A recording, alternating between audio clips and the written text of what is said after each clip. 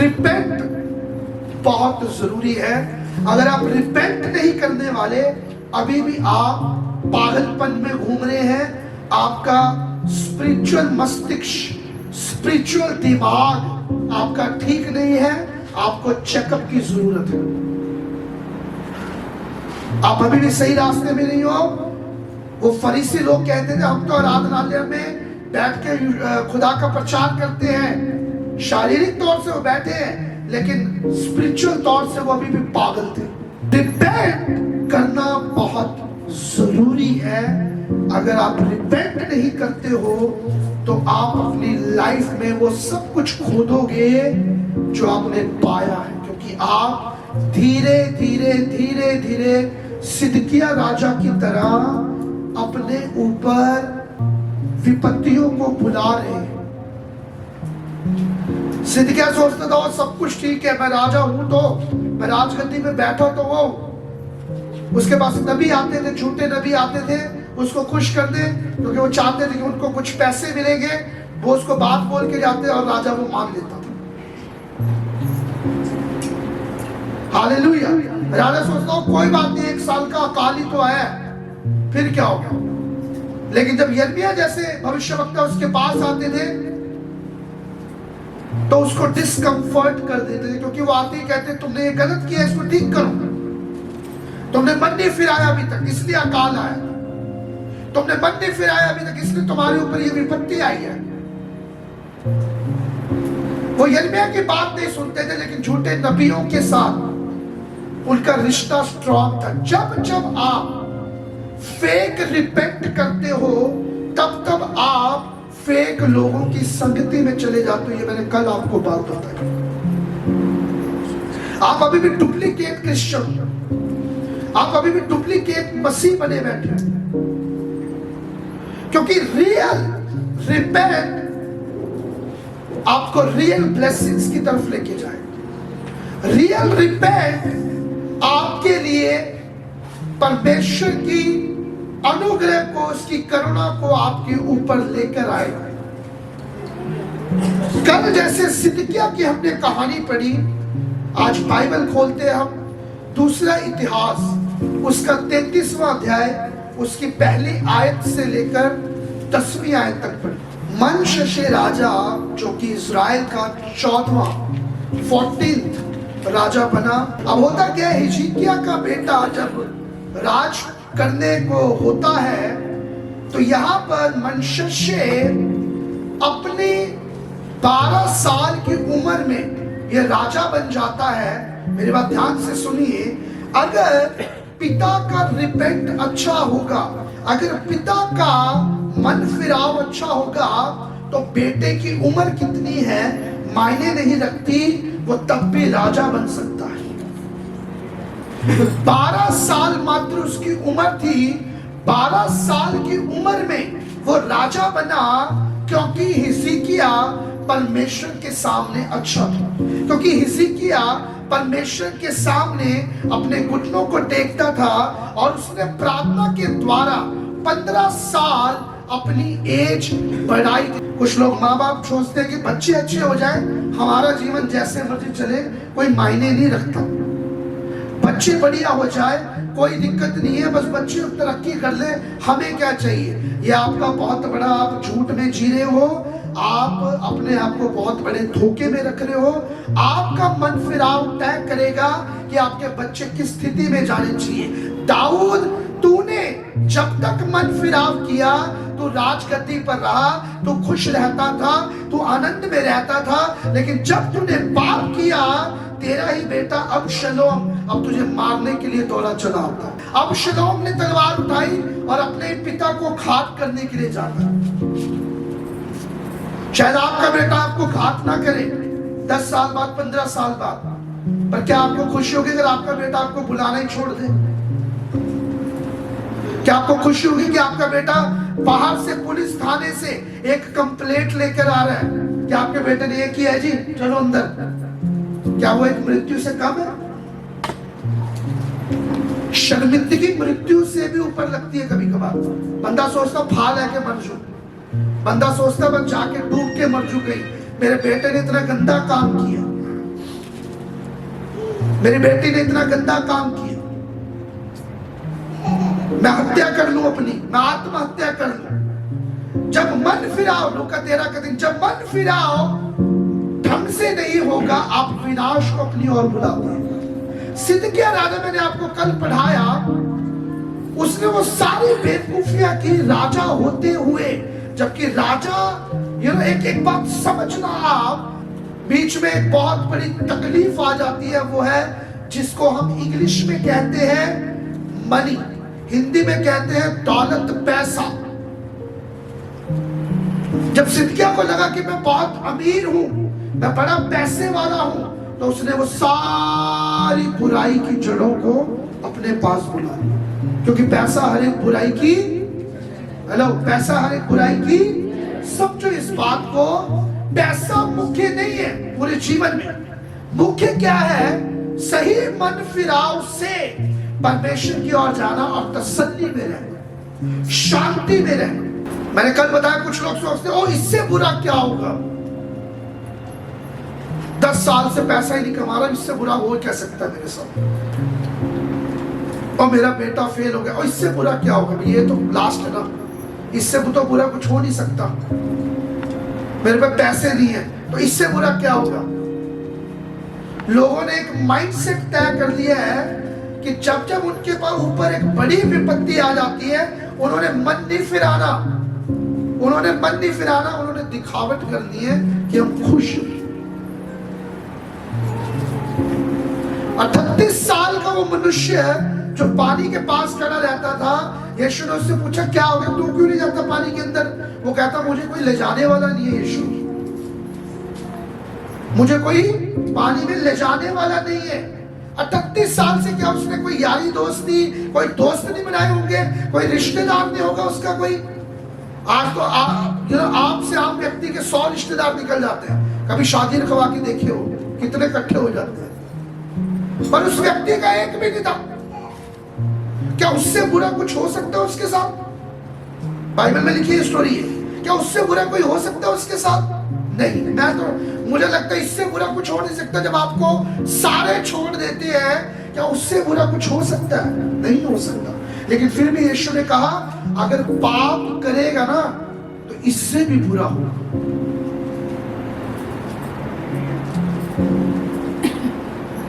Hallelujah. Turning away from sin and turning to God is repent. पाप से मुंह फेर कर परमेश्वर की ओर जाना, उसको रिपेंट करते हैं।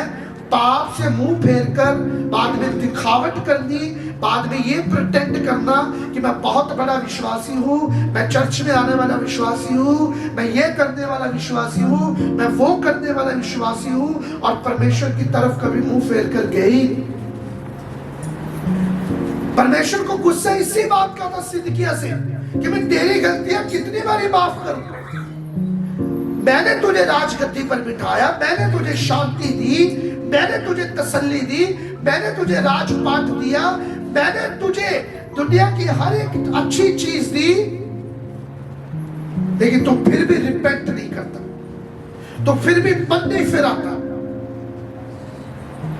तो फिर भी वो नहीं करता है जो तुझे करना चाहिए। सिदकिय्याह बहुत हुआ, अब मैं तुझे रेस्टिकेट करता हूं। सिदकिय्याह बहुत हुआ, मैंने तुझे बहुत बार माफ कर दिया, तुझे सिखाने के लिए माफ किया। मैं सोचता था तू मन बदलेगा, तू मन फिराएगा, तू मन बदलेगा, तू मन फिराएगा, तू पापों से अपनी माफी मांगेगा, तो मेरे रास्तों पर चलेगा। पर सिदकिय्याह तू तो ढीठ है। वो तो ना कहने की चमड़ी देखिए कभी, उसमें सुई आसानी से नहीं घुस सकती, ऐसी चमड़ी लेके चलते हैं कुछ लोग।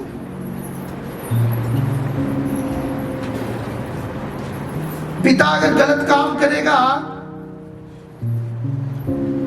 तो बच्चा उसको बेहतरीन तरीके से रिजल्ट नहीं देगा, उसकी वाहवाही को वो बिल्कुल भी उस पिता तक नहीं आएगी, उसकी तरक्की कभी भी पिता तक नहीं पहुंचेगी।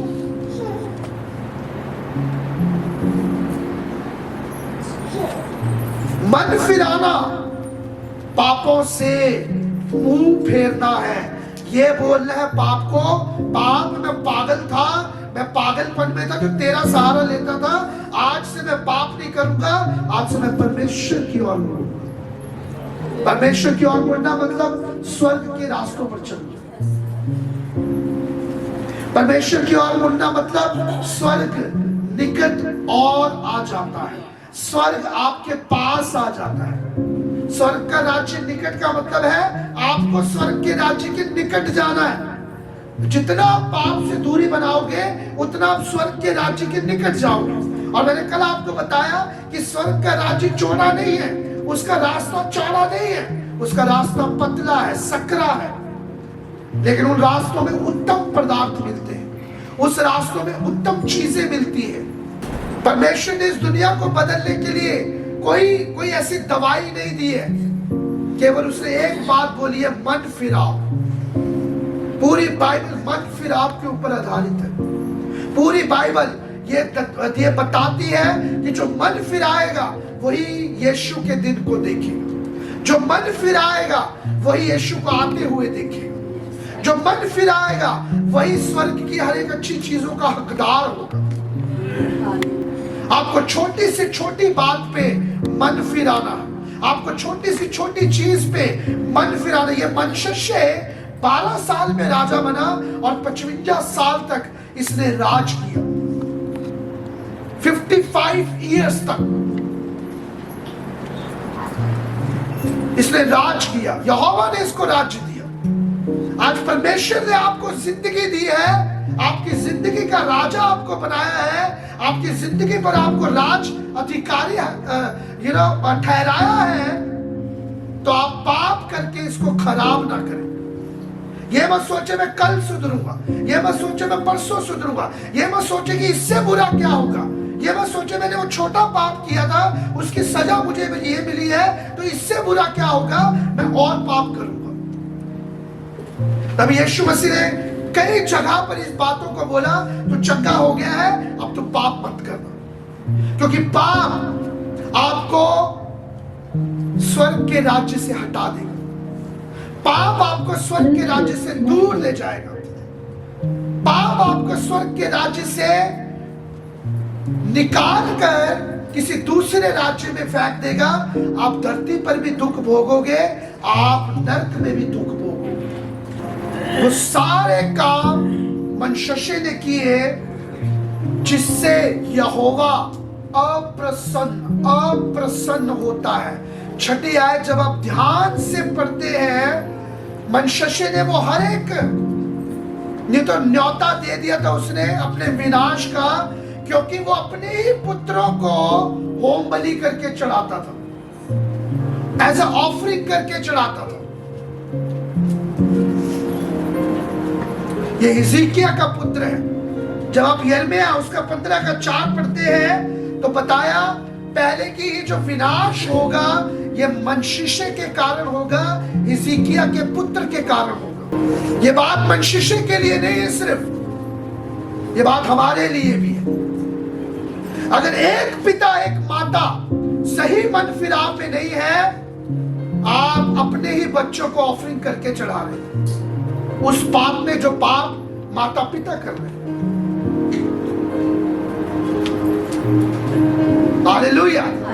जो पाप माता पिता कर रहे हैं, आपके बच्चे उस तरीके से फलवंत नहीं होंगे, उस तरीके से आगे नहीं बढ़ेंगे जैसे उनको बढ़ना चाहिए। जब जब इस्राएल मन फिराता था, इस्राएल पनपता था, और जब जब वो मन नहीं फिराता था, इस्राएल नीचे की ओर जाता। पाप आपको परमेश्वर के सामने से निकाल देगा, क्योंकि आप अप्रसन्न का काम कर रहे हैं। परमेश्वर को आप अप्रसन्न कर रहे हैं। चाहे जितने मर्जी प्रार्थना कर लो, फिर उपवास ले लो, फिर जितना मर्जी दान दे लो, फिर परमेश्वर कहता है तो मन नहीं फिराएगा तो मेरी दृष्टि में गुनाहगार है, तू वफादार नहीं है, तू गुनाहगार है। क्या राजा के पास कम धन था? वो परमेश्वर को दे नहीं सकता था एज ऑफरिंग कि प्रभु मेरे पाप क्षमा कर? नो, परमेश्वर उसका दिल चाहता था कि वो दिल से मन फिराए, वो दिल से बदले, वो दिल से परमेश्वर की ओर आए। छोटी छोटी चीजों में जब आप मन नहीं फिराएंगे, आप बड़ी चीजों में भी मन फिराना छोड़ देंगे। कौन सा काम करते हैं आप? सिलाई का काम करते हैं, ठीक है। एक सूट आ गया, सूट आने के बाद 3 मीटर में कपड़ा, 3 मीटर में वो सूट बनना है, लेकिन वो 3.5 मीटर या 4 मीटर आ गया कपड़ा, 3 मीटर में सूट बना के दे दिया, बाकी का कपड़ा रख लिया।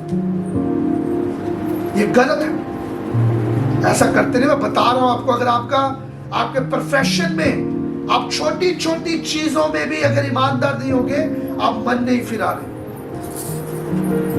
जब आप उसको सूट वापस करेंगे, वो कपड़ा भी उसके साथ ही उसको देना। 10 रुपए रह गए, 10 रुपए उसको वापस देने। मन फिराओ छोटे लेवल से लेकर बड़े लेवल तक लेना है। मन फिराओ कोई एक टाइम का इवेंट नहीं है। मन फिराओ कोई एक दिन की बात नहीं है। ये तब तक की बात है, हर रोज की बात है, जब तक आप स्वर्ग का राज्य न देखें।